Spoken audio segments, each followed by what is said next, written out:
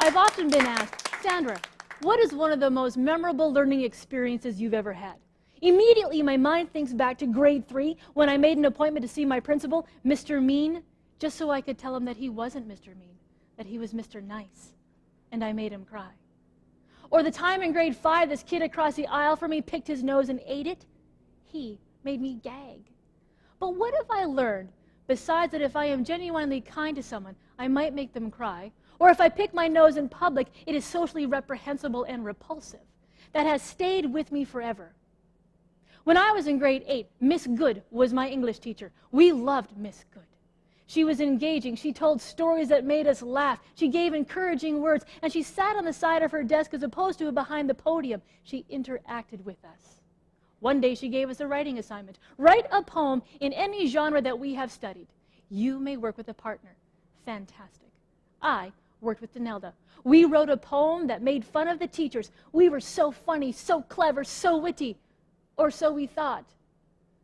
The night before it was due, I brought it home to finish. My dad, who happened to be a teacher at the same school that I attended, took a look at it and frowned. Sandra, what is this? This is not the kind of poem you would write. You're better than this. We have always taught you to respect authority. You will write this poem again. But Dad, Denelda and I have been working on this forever, and we need to turn it in tomorrow. I can't do it again, Sandra.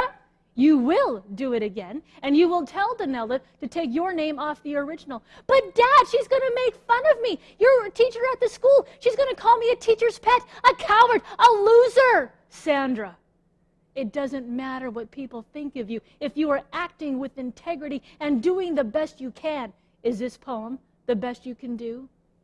No. Is this poem respectful and full of integrity? No. Well, then you need to do it again. Okay. So for the next 2 hours, I composed the following.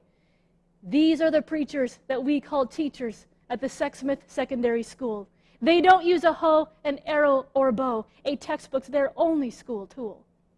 Unfortunately, I don't remember the rest of the poem. Well, what I do remember is Miss Good loved it, and she published it in the school yearbook on the page that honored our teachers.